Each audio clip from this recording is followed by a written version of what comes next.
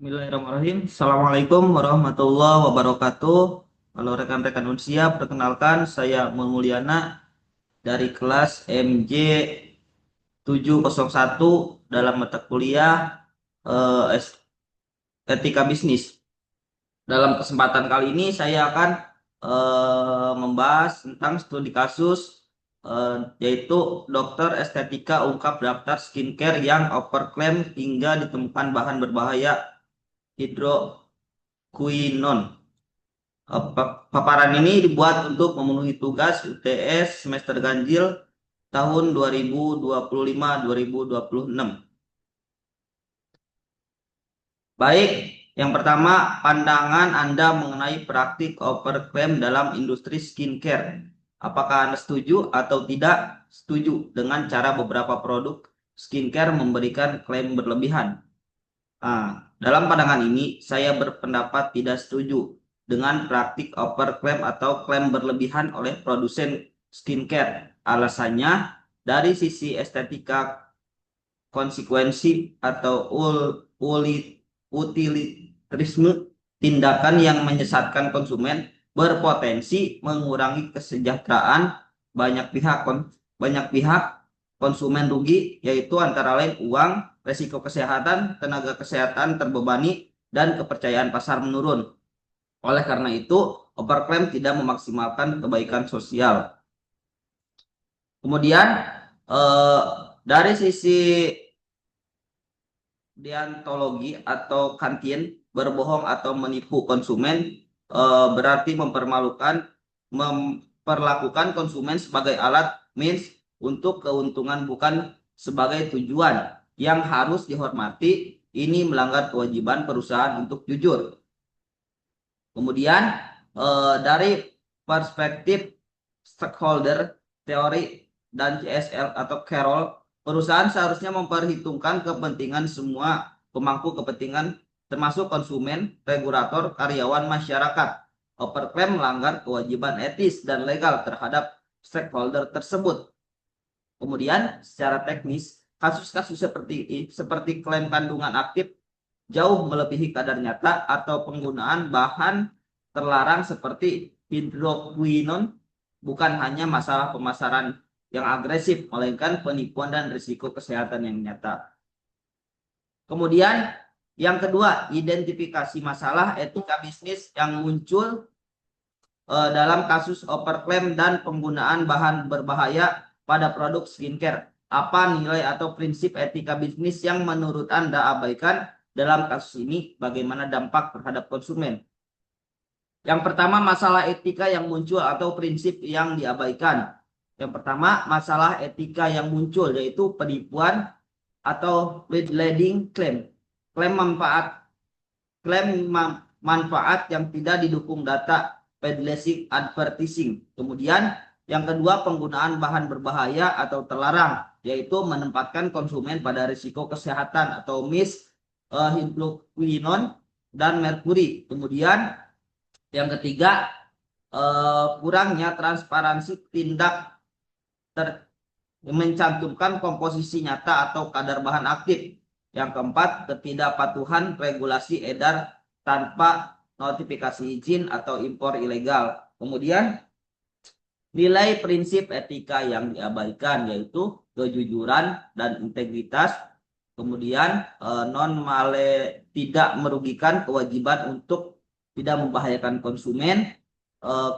Keadilan, konsumen berhak mendapatkan produk yang sesuai harga, kepatuhan hukum, kewajiban mematuhi regulasi BPOM dan perdagangan. Kemudian dampak ke konsumen merugikan finansial, efek samping kesehatan,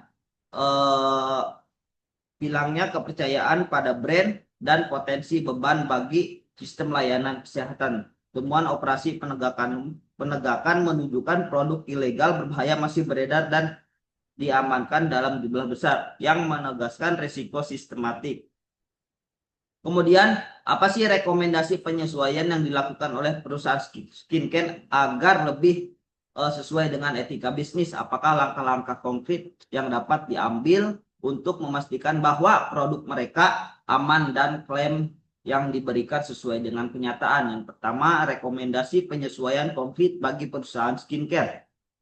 Itu produk dan formula. Yang pertama, hentikan penggunaan bahan yang dilarang berisiko, misalnya hidroquinone, merkuri, tretinoin tanpa izin. Pastikan formulasi mematuhi lampiran persyaratan teknis BPOM. Kemudian audit bahan oleh laboratorium pihak ketiga bersertifikasi. Simpan laporan analisis COA untuk setiap batch. Kemudian GMP dan QA, terapkan Good Manufacturing Praktikum pedoman cara membuat kosmetik yang baik dan sistem manajemen mutu atau SOP produksi trackability. Kemudian yang keempat, kemudian yang kedua yaitu klaim dan pemasaran. Substansi klaim. Semua klaim memanfaatkan harus didukung data laboratorium atau klinis yang bisa diaudit atau jaminan yang berlebihan. Kemudian labeling transparan, cantumkan daftar bahan atau inci lengkap dan persentase bahan aktif bila relevan. Kemudian kepatuhan hubungan dengan regulator, yaitu notifikasi izin BPOM. Terapkan 2D barcode. Kemudian sistem pelaporan dan recall. Siapkan mekanisme penarikan produk, komunikasi recall, dan layanan pelanggan untuk efek samping. Kemudian yang ketiga, kolaborasi pengawasan, yaitu dengan ikut program audit regulator, berpartisipasi dalam pelatihan BPOM, dan laporkan temuan internal. Kemudian yang ketiga, governance dan budaya atau tata kelola. Yang pertama, kode etik pemasaran dan pelatihan untuk rutin untuk tim RD, marketing dan sales tentang etika, regulasi, dan kesehatan. Kemudian, whistleblower channel untuk karyawan atau mitra melaporkan pelanggaran tanpa takut pembalasan. Kemudian, stakeholder engagement terbuka dengan konsumen, QA, ilmiah, tenaga kesehatan, dan komunikasi. Implementasi langkah-langkah ini meningkatkan tanggung jawab accountability, meminimalkan risiko litigasi atau denda, dan mencegah bahaya kesehatan selain memperkuat regulasi jangka panjang. Kemudian teman-teman yang keempat yaitu peraturan pemerintah atau kebijakan yang relevan di negara kita Indonesia terkait keamanan produk kosmetik dan skincare seperti aturan BPOM. Yang pertama, peraturan pemerintah terkait relevan di Indonesia langkah-langkah kepatuhan perusahaan. Yang pertama, peraturan dan kebijakan. Larangan bahan berbahaya, BPOM mengeluarkan surat edaran dan peraturan yang melarang menentukan batas bahan tertentu. Kemudian yang kedua, tata cara notifikasi kosmetik atau izin edar, yaitu di BPOM ada di nomor 12 strip 2020, yaitu tentang tata cara pengajuan notifikasi kosmetik dan pedoman terkait kewajiban pemberian data produk untuk mendapatkan notifikasi. Kemudian pemindahan Satgas BPOM bersama penindakan Satgas BPOM bersama Kementerian Perdagangan atau Satgas Pengawasan menindaklanjuti kosmetik impor ilegal. Kemudian langkah yang kedua yaitu langkah konkret agar mematuhi regulasi. Jadi bagaimana agar regulasinya dipatuhi? Yang pertama, daftarkan produk melalui mekanisme notifikasi BPOM, tapi didaftarkan secara resmi. Kemudian pemeriksa daftar bahan terlarang di lampiran peraturan BPOM dan pastikan tidak ada bahan terlarang. Kemudian terapkan pedoman cara pembuatan kosmetika yang baik di pabrik dan mitra maklon. Kemudian siapkan dokumentasi klaim untuk audit BPOM untuk membackup pernyataan pemasaran. Audit kepatuhan rutin internal pihak ketiga dan respon cepat bila ditemukan non kepatuhan perbaikan. Ikuti program edukasi dan update regulasi BPOM. Kemudian apa sih outcome atau dampak yang Anda harapkan jika perusahaan skincare benar-benar menerapkan etika bisnis yang sesuai dengan peraturan pemerintah. Yang pertama, outcome dampak yang diharapkan bila etika regulasi dipatuhi, yaitu berkurangnya produk berbahaya di pasaran atau menurunkan kejadian efek samping kerusakan kulit akibat bahan terlarang. Kemudian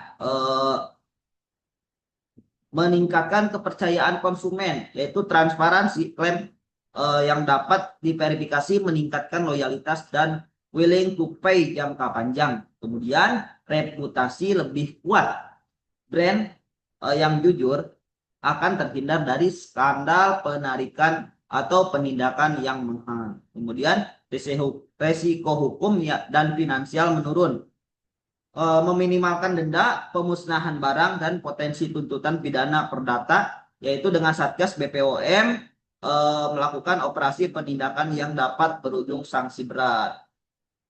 Kemudian untuk regulasi atau pasar lebih sehat, persaingan berdasarkan kualitas dan inovasi, bukan pada klaim menyesatkan atau produk murah berbahaya, meningkatkan efektivitas pengawasan jika industri juga kooperatif. Nah, baik teman-teman, ini sumber referensi yang saya ambil, teman-teman bisa akses. Sekian paparan dari saya, kurang lebihnya mohon maaf. Assalamualaikum warahmatullahi wabarakatuh.